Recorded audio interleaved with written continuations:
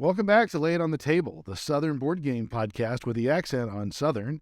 I'm your host, Joe Mahaffey, and I finally got that one right because I wrote it down right here in front of me so I can see it this week, and I'm not going to screw it up ever again, except when I do. It's a dream. It's a dream. Yeah. And of course, as always, with me today, James Englehart. Good to see you again, Joe.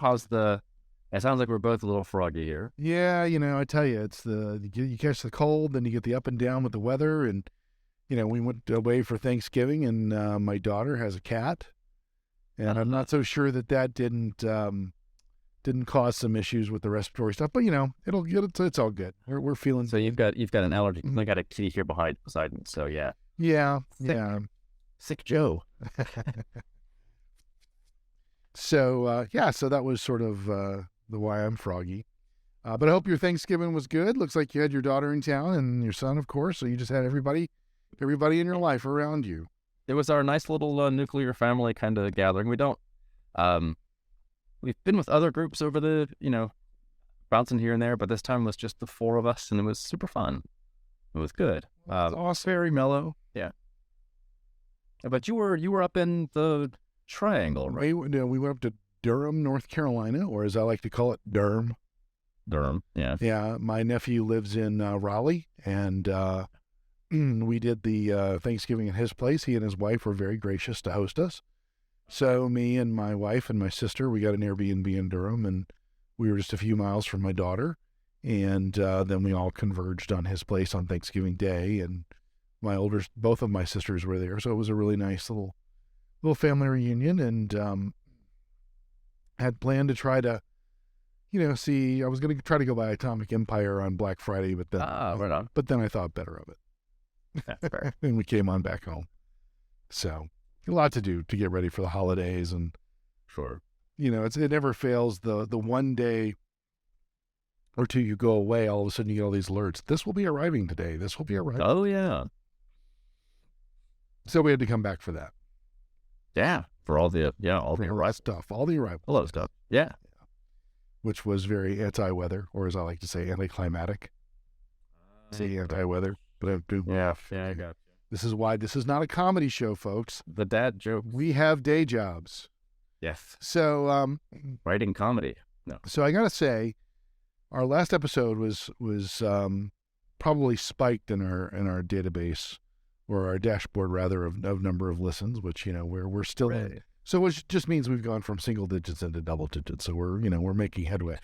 But what was really cool is because we had talked about some things to do with Jamey Stegmaier, particularly his Twitter post. Yes. I actually decided to be bold, and I sent him an email saying, "Hey, I just want you to know we were talking about you on our podcast this week." And he was so kind. Within a couple of hours, he replied. Wow. And he said, "Thanks so much for sharing, Joe. I hope you're doing well.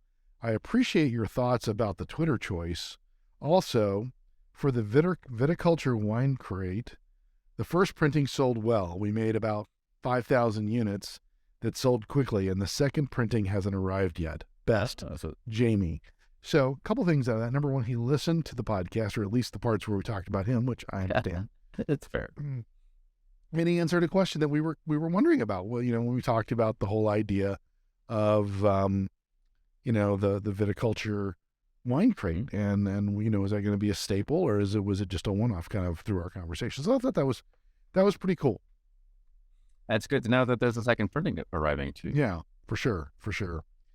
So as usual, we like to talk about what's been on our table. I'm going to have, I have a lean story here, so I'm going to let you go and sort of talk about what you've got here, because there's a lot of good stuff from what I can see on this list. Yeah. So we're getting towards the end of the semester, and my students were just the day before Thanksgiving break kind of space, and they were just kind of I don't even know why I'm here. So we had a little conversation, and I like to, I always do this with okay, we're going to do a couple of things for class. So here's this. Okay, now we're going to transition to that. Now we're going to do this last thing. And so we did our first conversation. I said, okay, so now what we're going to do next is y'all look super tired, so we're going to play games again. And I always like to kind of... Where were you when I was in college? Oh, wait, you were a year behind me. I was also in college, yeah. Same place, yeah. So I brought just a stack of small games, and we had played the game in class a couple of weeks earlier, and so a couple students and I sat down and played the game again. And one of the things that was really fun about that is earlier in the conversation, a young woman had said, "Oh, I really love the competitiveness of games, and if I can't compete in a game, then it's just not worth playing." She got to play the game with us, and it was just really fun to watch her kind of then become super competitive cooperatively. And that was just a fascinating switch. She was like, oh, super angry about the cards that she couldn't play the stuff that she needed to, and she was feeling like she was letting us down. It was super awesome. And then another group, one of the games I pulled out is Dude.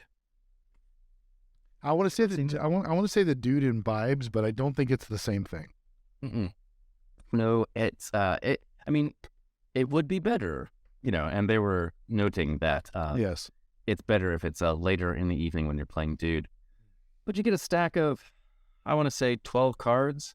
So you get 6 different versions of the word Dude twice. And all you do when you say go is you pull the first card off your deck and start saying Dude the way it's written. And it might be large capital letters or lots of those, dude, or there's one with a tie-dyed background. And you just keep saying Dude until you think somebody else is saying Dude the same way you are. You say sweet. And if you both do that and you flip your cards over and they match, then you get to keep them for scoring. If they don't, they go to the middle of the table and you don't get to score them. The first person who goes through their deck says, chill. And then everybody counts how many cards they have, and the most cards wins. So many things are going through my brain right now. Anything? Yeah. It was wonderful. Dude. It is absolutely chaos, and it's hilarious to hear, 6 undergrads just going, dude, all at the same time.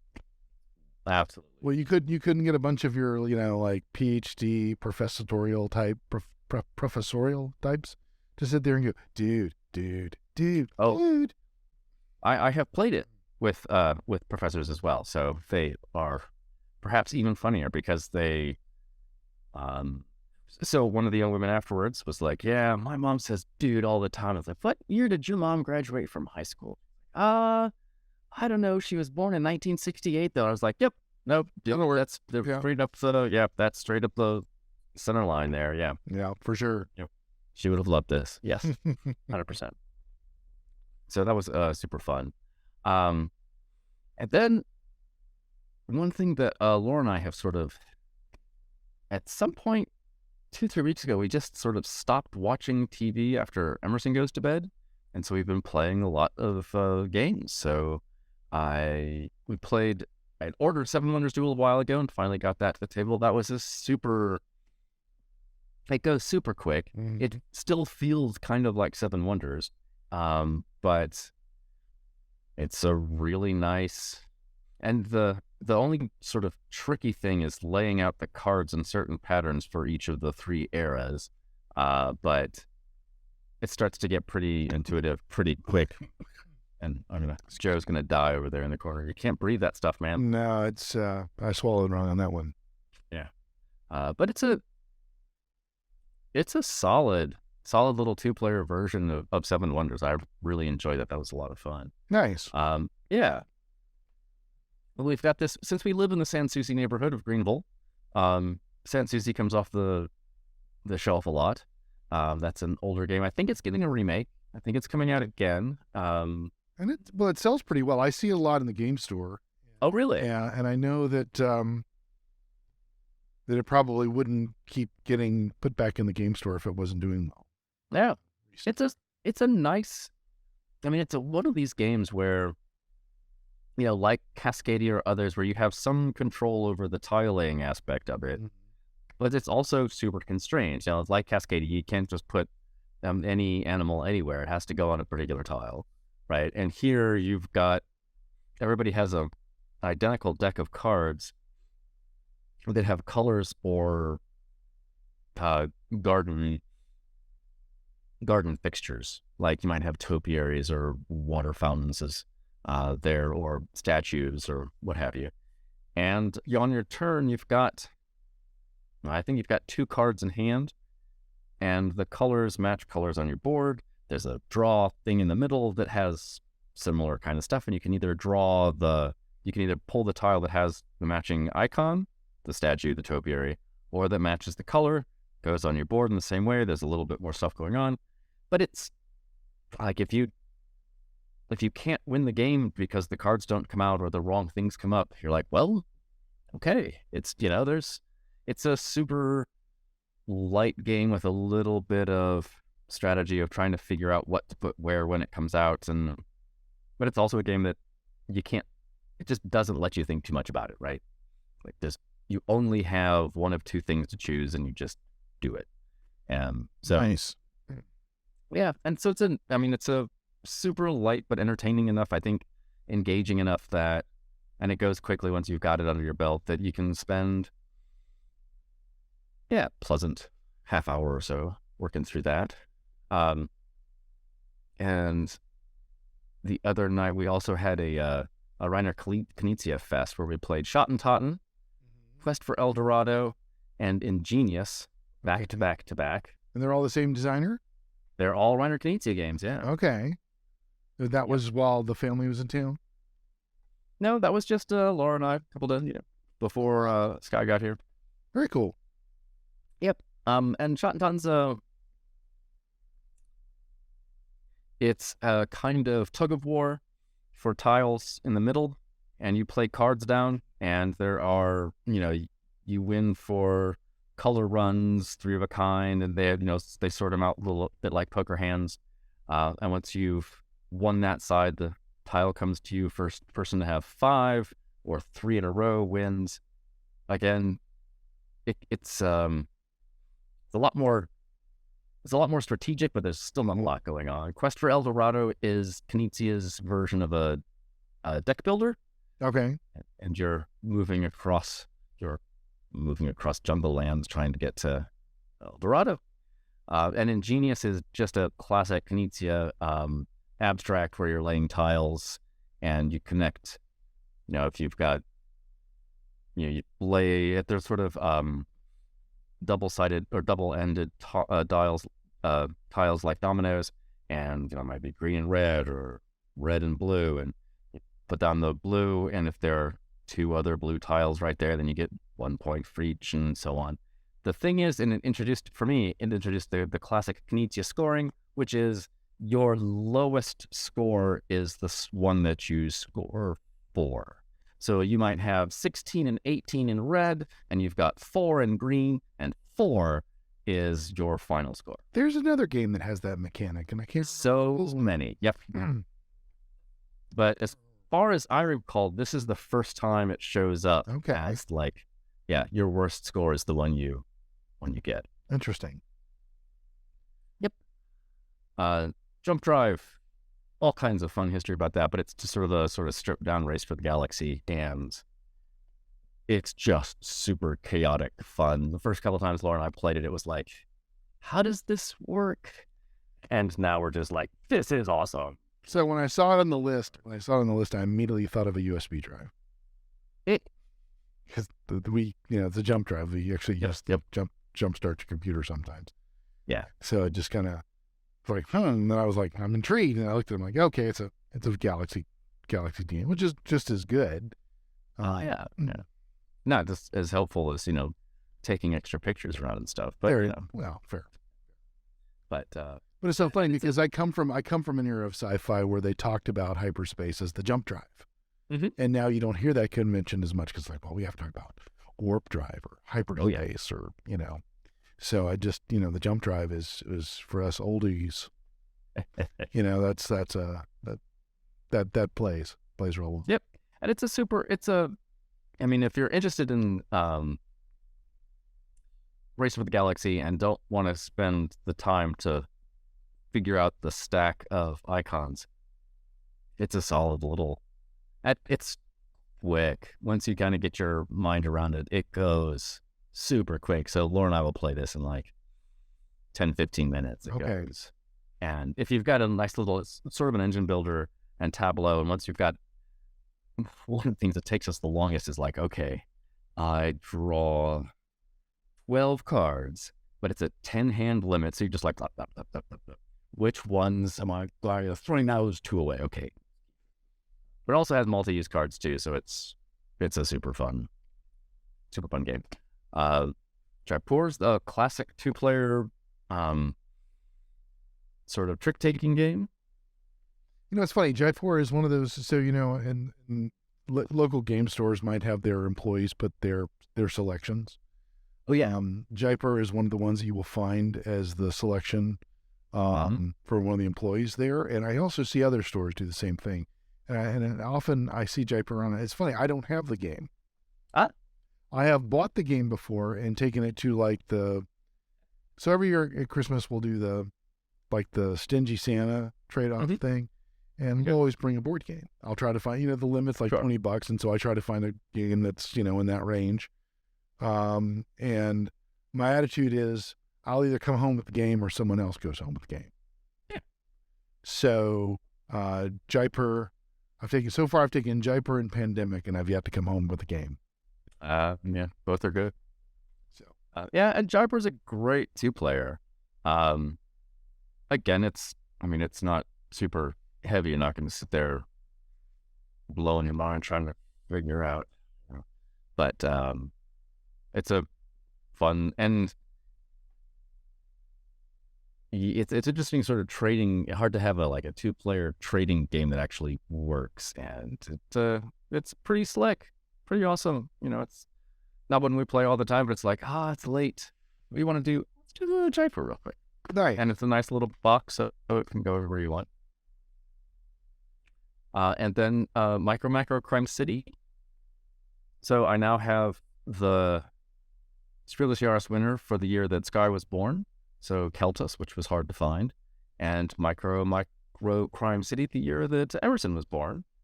They're still not easy to find, but it was, and we played it 4 times with Sky. Sky got into it.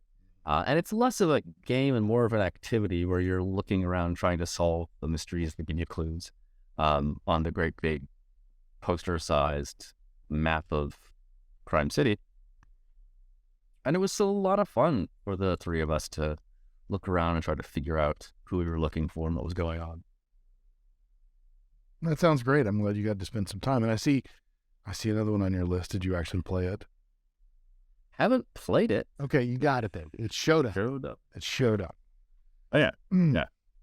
We can do a little show and tell after a minute. You might want to jump ahead to yours and we can come back to that. Yeah, sure. We can do that. That's fine. So yeah, I just, it's funny. In the last couple of weeks, we played it. We played another couple of rounds of Ark Nova, and then we put it up, and then we just got so busy with some other stuff that we had to do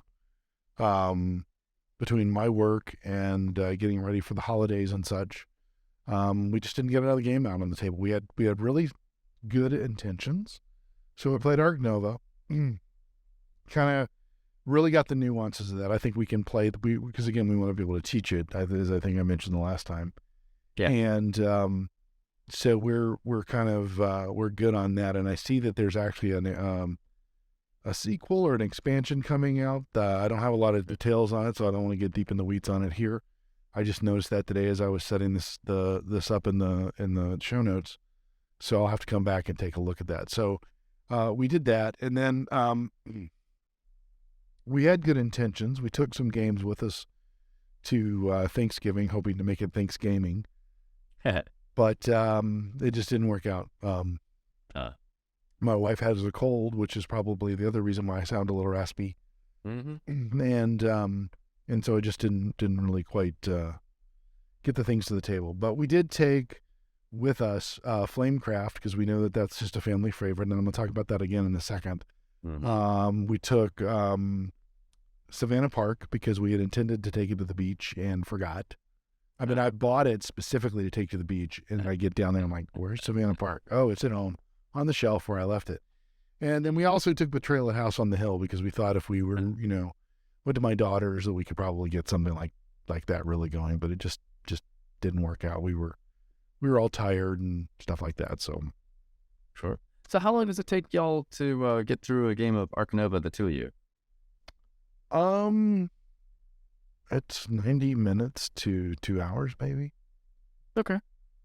See, it's hard for me to say because the way we've done it usually, and one of the new things we like about the game is we can set it up and start playing. And then it's like, okay, we need to make dinner now.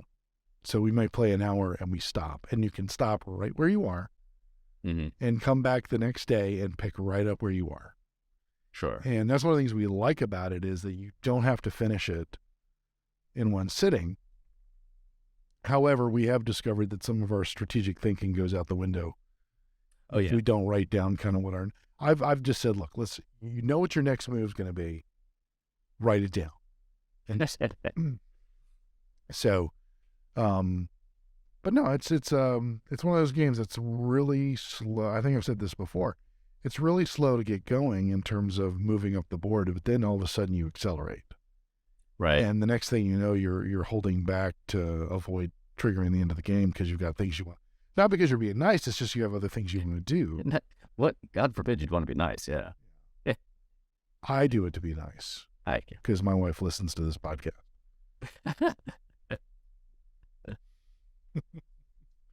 So that was it. And then, of course, you were going to spoil. Oh, yeah. So, yeah, one of the things got a little note saying, hey, expect a delivery. And then another follow-up note that said, yeah, we don't know when that delivery is going to be there. And then later that afternoon, this showed It's up. a big box. Oh, yeah. Yeah, no, it's amazing. And we've got the little, this is 94.95 out of 10,000. So 9,500 out of 10,000. There you go. Barely, yeah. But I'm on the list for the second printing. Thank you, Jamey. Yeah. It comes with a little diagram On a packet. Put everything back in, yeah. But it was surprisingly huge. I can just cover the cat with it there. But beautifully organized. One of the things that's going to be super nice for Laura and I, because we'll be playing this a lot, is, you've got 2 or 3 of these that you can just put out. So grab that, put it between the two of us, and that's all the stuff that you need without having to. Now, does it come with food? What's open? No. Those are your. Right. So we have. Okay. A couple of years ago, this was those little acrylics. Yep. For a gift. I have from Laura. Yeah. I have a number of different ones, and I also have I get all the ones from Maple Source. Yep. The wooden ones. So. And a variety of egg colors too. Yeah, nice. It's nice to be able to just grab that and just slap it on the table and whoosh. Yeah, cool.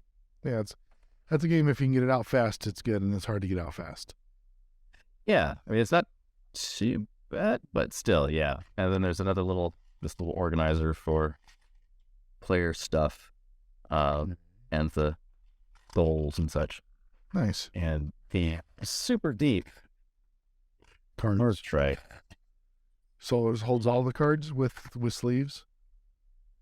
I think, yeah, it would probably, yeah, because it's a little extra roomy. We don't sleeve them, but so we've got, a third. So all 3 expansions are in here. Still room at the top there for other things. Yeah. More cards. It's a card game. Yeah, and it's just.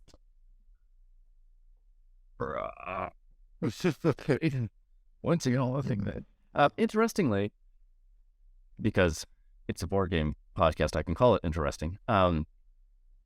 The Asia expansion wasn't boxed inside there; it was just sort of busted open, as it were, and all the parts on the top level, and it's an astonishing, beautiful piece. Sky was here and was just like, what in God's name have you done?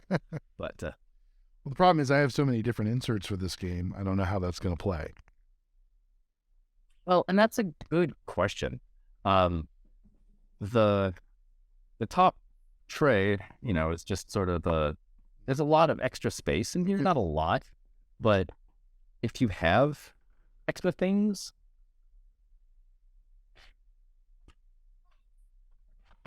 It's fairly inside here. All right. So the third party dice. Yeah, the dice thing should go well. It's Yeah, the same stuff. first works in there, fine. And there's another level here that you can just toss in your old card trays. So got that up. You can see that this. Oh yeah, you can. Sure. Oh, I mean, very fine piece of engineering. Well, I look forward to receiving mine. Yeah. And you said you've got, so Asia, we're very interested in diving into as the 2-player duet mode just to see what that looks like. And we've managed to, Oceania really made 2-player sing pretty well, just flat out. And it's going to be interesting to see what duet adds as a extra kind of strategic space with that shared board. So yeah, we'll see. Yeah. I've like I said, I've got it. It's going to go into the tree, and so I won't get to play with it for another month. I'll probably play with it this week, and I will let you and our listeners know. There you go. Yeah. There you go. So moving on. Yeah. I've been trying to keep track of just different things that I see, like board games in the news and stuff like that. So I didn't find a lot this week, but I did find something that was just sort of intrigued me. And that was this article on BGG News, Board Game Geek, that just talked about the number of checkouts they had in their BGG Con library. And this is, of course, the games that people want to play. And that brings us back to, yeah. hands down, Flamecraft was right up there with 139 checkouts. The next closest was a game called Endless Winter, Paleo Americans, and it was 78. I know, I saw that. So it's like, wow, almost like double. So, and of course, I'm not surprised because it's just it's a fun, elegant game. It speaks to multiple levels of age groups and game expertise. So I know I've fawned over this game a lot previously, but I just thought it was kind of an interesting list to see what the new stuff was and what people were really checking out. So just for example, we've been talking a lot lately about Ark Nova. Ark Nova had 42 checkouts compared to 139. And then I'm just trying to see if there's anything else on this list. Well, one of the ones I was really interested in this list is when Splendor came out, there was a huge split. Like a lot of people were like, hey, this is a super cute, very stripped down kind of an engine builder of sorts, and just a great way to introduce people with a very simple gameplay into something that they probably haven't played as a game. It's not, roll your dice, move your mice. It's really kind of unfamiliar, but super easily to wrap your head around and plays quickly. And it was awesome. And a bunch of people who were like, I hate this fucking thing. Like, this is not even a game. This is the worst engine. What kind of engine are you talking about? You're just, oh my, no. Which led to this whole, for a while there was the meme of redubbing at the sort of Hitler melting down and yelling at people, and people would do it with a variety of topics, and Splendor was one of them. We could play Splendor. Yeah, so I'm fascinated to see that Splendor Duel, I saw that was coming out, the 2-player version of Splendor, came in number 3 with 65 checkouts. And I thought, well, that's unexpected, shall we say. Well, the heart wants what the heart wants. No, I think it's one of those things that, you don't know what drives this. Part of it is, well, maybe it was checked out so much because it was always there. Or was quick. It was quick and easy to get out on the table. It could have been curiosity. Yeah, but like there's a copy of Crows, which I also have. Could be the 65 people that they got Splendor were there.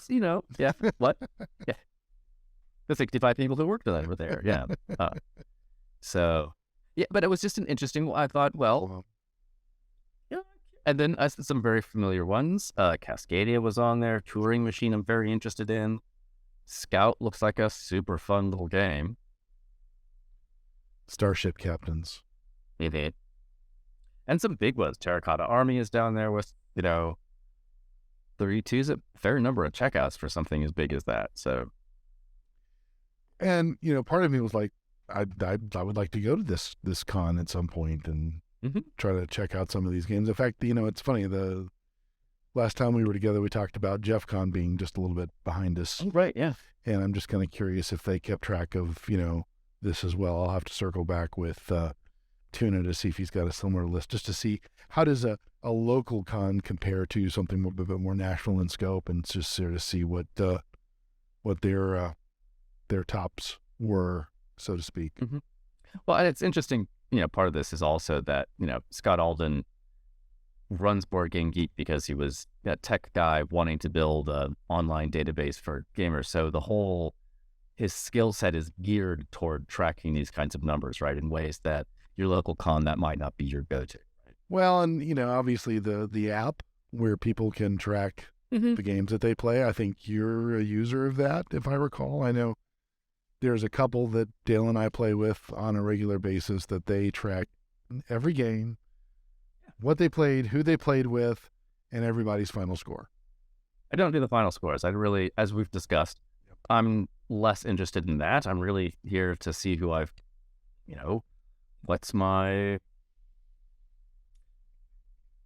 what's the network of gamers that I've made over the years, and who are the people that I've played with, and it becomes just sort of an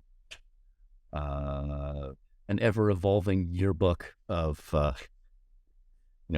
people I sit down across the table with. So my challenge is I don't think I'm disciplined enough to remember to pull out my phone and do it every time. Yeah. Usually I just go to BGG after a game, or, the next day, like, oh yeah, that's right. And now Laura's gotten so used to it. She's like, hey, did you enter the games yet?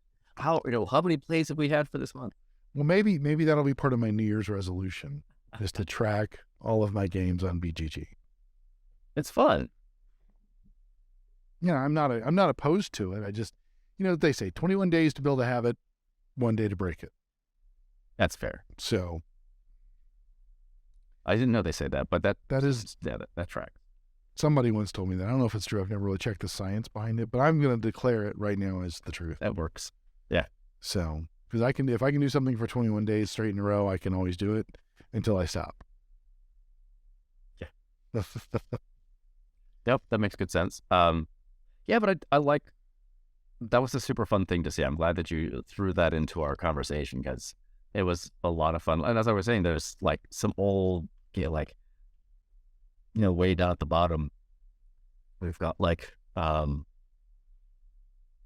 Onirum and crows and all kinds of wonderful, weird stuff that I have. Abyss. 2 people played Abyss, and 2 people played Acquire, a game from the 50s.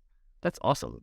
Well, and I think what's good about a list like this is that it's, we're going to talk about, Kickstarter again in a second. And I think that we tend to, all the air in the room tends to get sucked up by the Kickstarters and the new release that shows up on the shelf. And there's so much in the deep catalog, or there's so many things that just sort of gets subtly released that you don't notice it until it's, either you don't notice it or you don't notice it until you happen to just stumble upon it.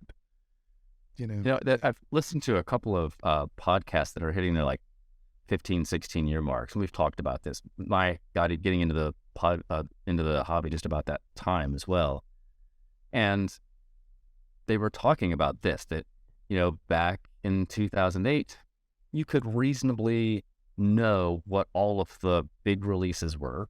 Not just reasonably, you probably should, and you could reasonably play them all, and you could have played them maybe a couple of times and have an opinion about them. And now, like you're saying, there's a bunch of great games that, because there's 1,000 or more, just at one convention coming out. It's and part of it is, I think, board games have become a lot like magazines. And what I mean by that is it's a flat curve, in the sense that there's something for everybody. So for example, you might have a dog and you might care about a dog magazine or a cat magazine, whereas I could care less.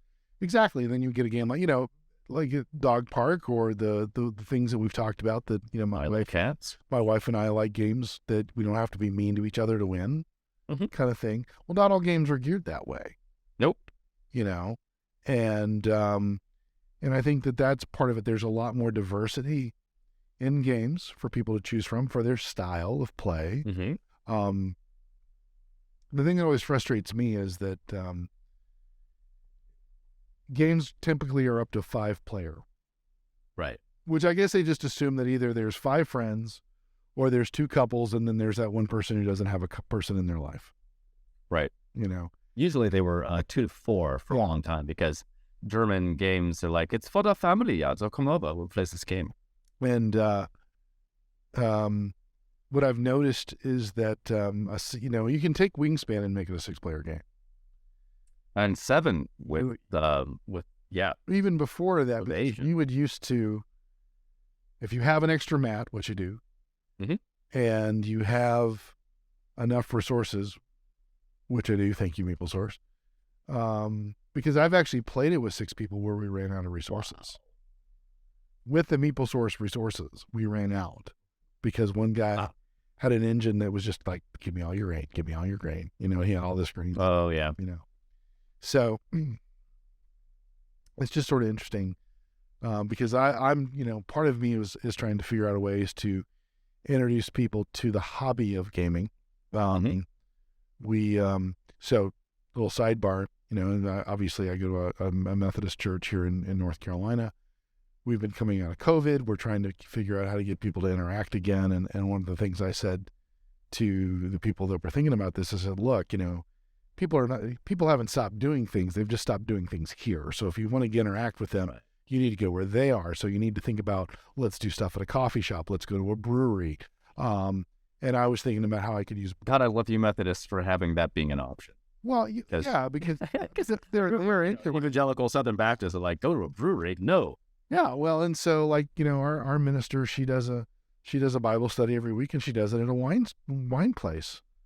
And it's just it's a great, because the idea is you're trying to get people to be social, right? And interact with one another. And so I want to do something with the gaming thing, but the thing is that, well, you can only have 6 people, and you're one of them. If you're lucky, maybe you have 4 people, and you're one of them. So that means you can only do it with 3 people. So I'm trying to think of ways to build that level of community, and it might just be I reserve a couple of tables and invite people, and I get 2 games going or something like that. Yep.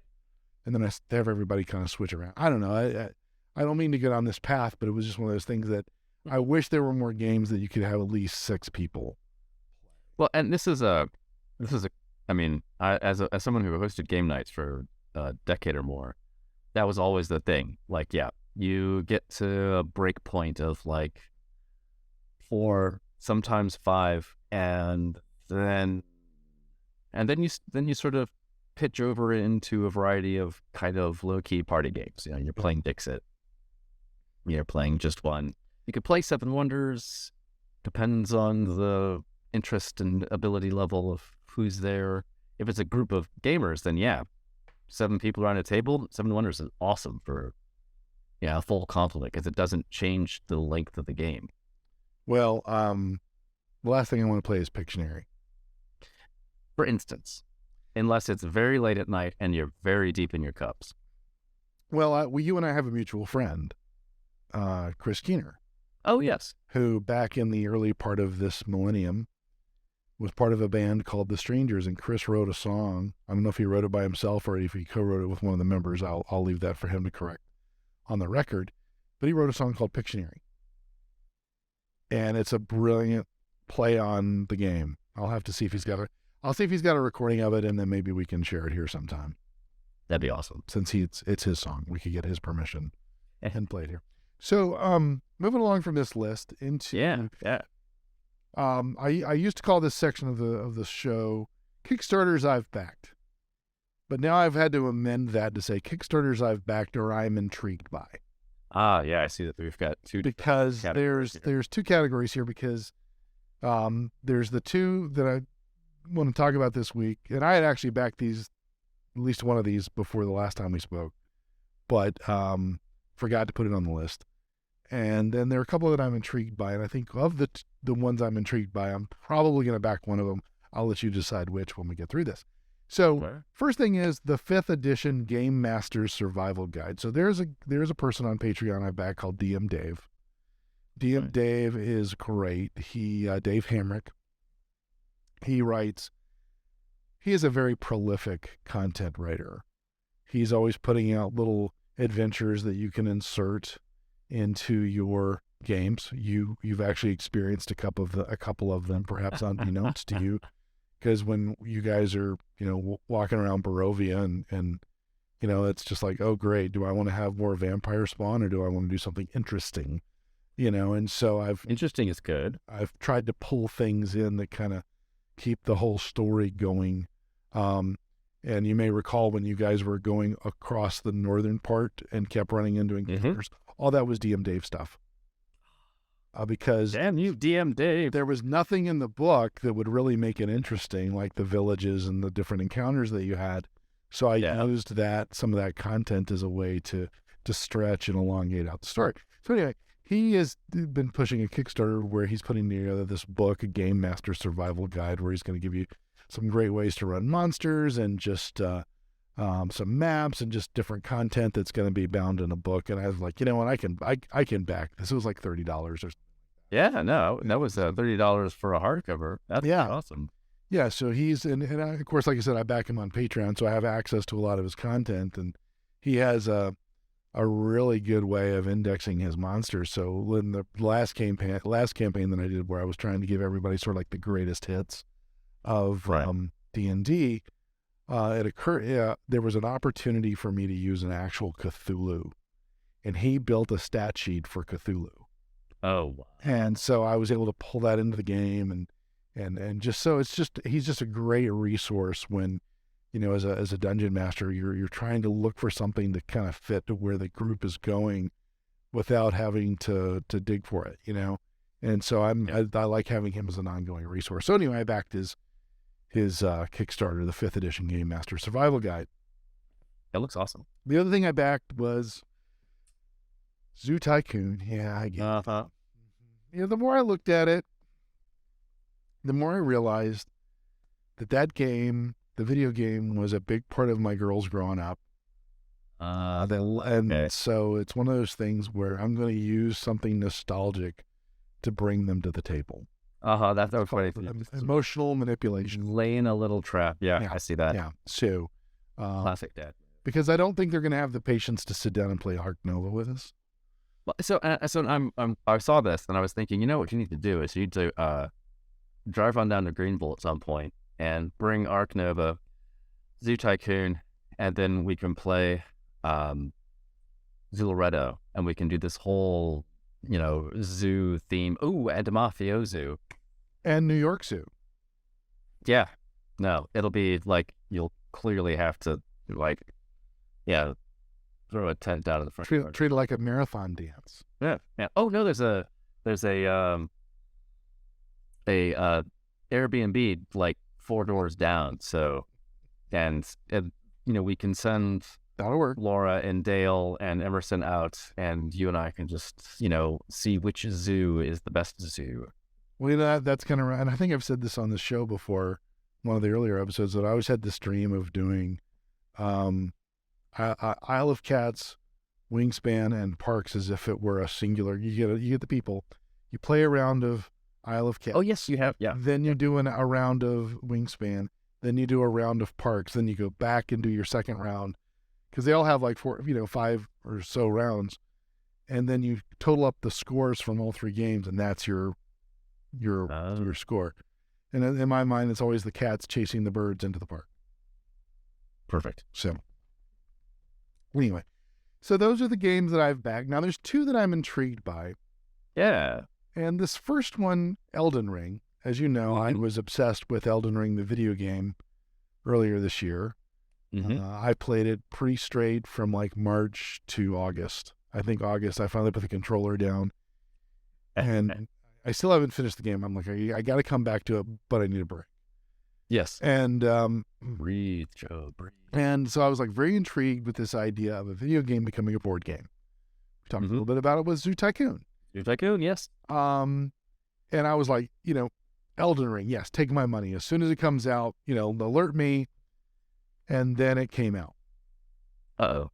And the more I look at it, I mean, the spirit is willing. The flesh is weak in this one. And it's kind of in an opposite way. Maybe the flesh is willing and the spirit is metric fuck ton of minis too. Yeah.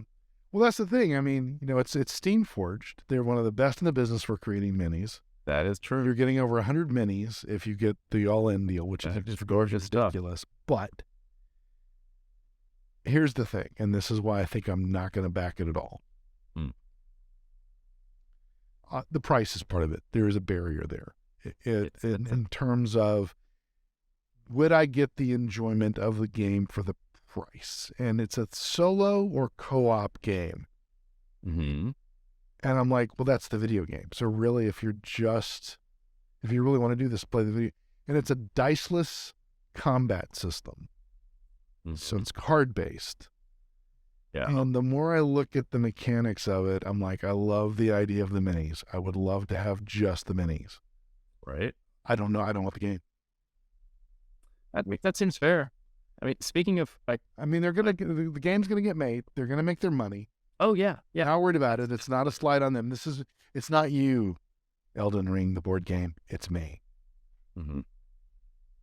Yeah. Well, Sky went home with a board game. I picked up a giant box of stuff at a yard sale when Sky was about, let's say, 6. And it was Crossmaster, which is a whole series of games, and this was a box full of Crossmaster stuff.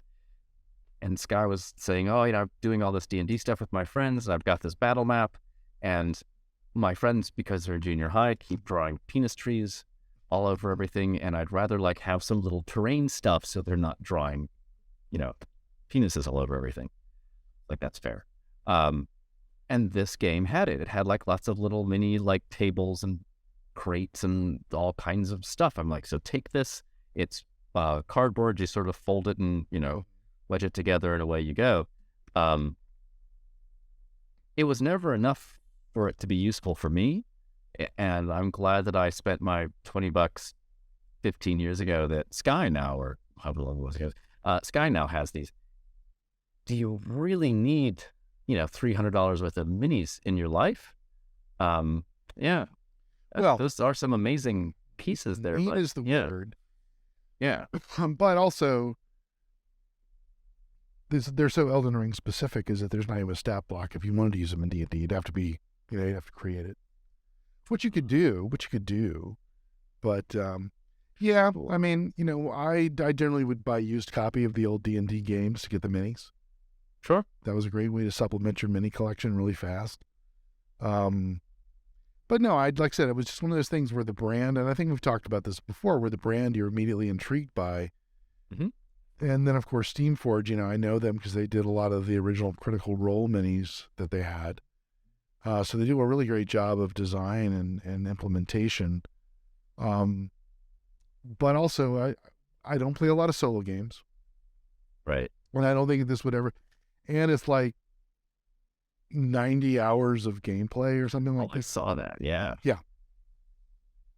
That ain't happening. If that was the only thing I was going to do, I didn't have other games. Yeah, so like I said, I think it'll be a niche collector's item.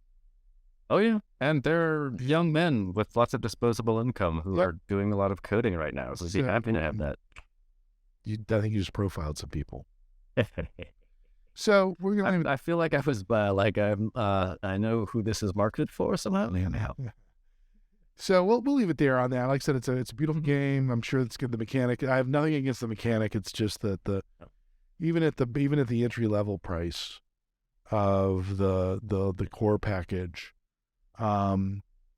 I just don't see it as being compelling enough to spend the money. When I could put that level of investment into 4 or 5 other games, I mean, it is gorgeous, but I can see being willing to pass on. There are a bunch of things like that I've been like, oh, that would be something I will never actually, yeah. And if Steamforge is smart, which they are, they may come out at some point and say, hey, you want to buy the minis? And by the way, you get to pick and choose what you want. Like, their skeletons I would take, and, some of their individual characters I would take and stuff like that. But, nah, I'll enjoy it in the game, the video game. Now, this other one is something I've been tracking for a while, and it finally launched, and I'm just kind of waiting. That looks far more intriguing in a lot of ways. Yeah, so we're talking about Pest. Mm-hmm.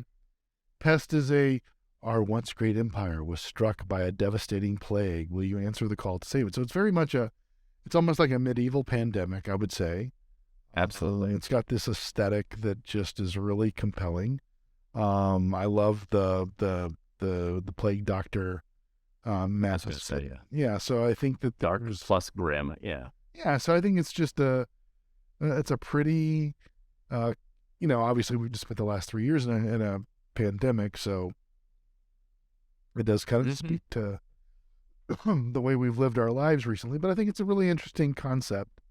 So I'm probably going to back this one before it's all set. Yeah.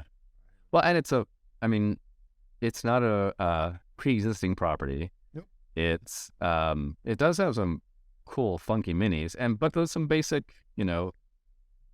wood meeples and buildings and stuff. It looks more straight up the Euro, and it looks like it's not going to play for 90 hours. It's another Australian one. We talked about that some recently, like the Into the Gardens and Cascade. Was it Cascadia? No, Cascadia said there was another one that was Australian. And so, it's $100 all in. It's $120 Australian, which is only like $80. Yep. Which that's the other thing. Steamforge. It's the going back to Elden RIng. The all-in package is 364 pounds. So it's like $450. But I think they're mapping to the exchange rate, because I've seen that number fluctuate. So it really depends on what's the exchange rate. So maybe if the pound drops significantly between now and next week, because these both close around December 2nd or so. So we'll see. No, but I'm kidding. But about the Elden RIng. But no, the Pest thing looks really intriguing to me. And I'm sure there are other things going on Kickstarter right now. Those were just the two that really caught my attention.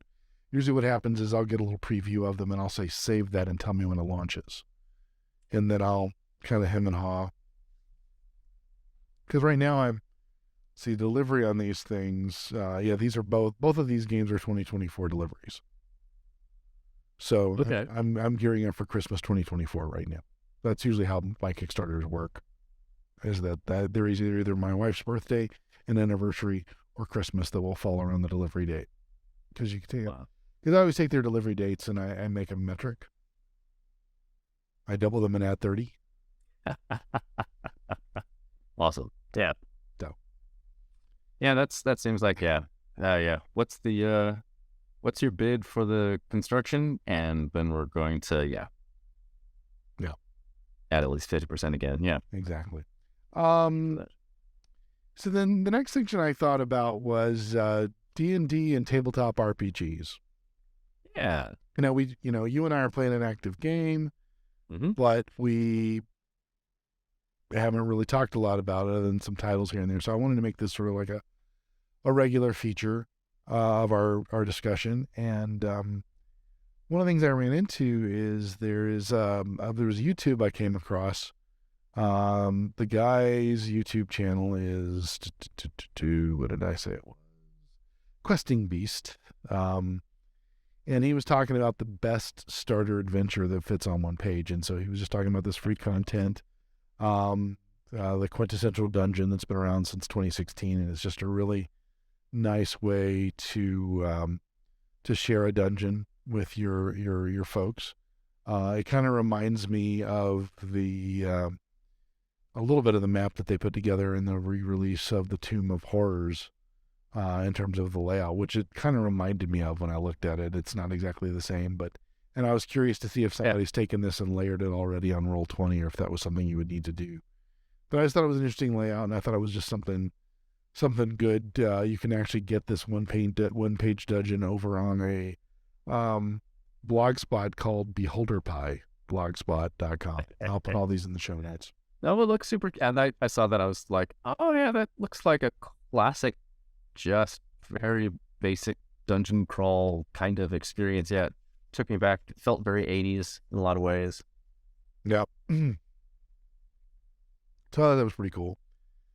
So I'll try to have some, obviously we're going to have some new content that kind of comes out on both of these topics of D&D and tabletop RPGs. And so we'll make sure that we spend some time covering some of the things that are going on there, particularly with, we already talked a little bit about Dragonlance. That should be out by the next time we speak. And as of course, we'll get closer to D&D 1 as that gets closer to release.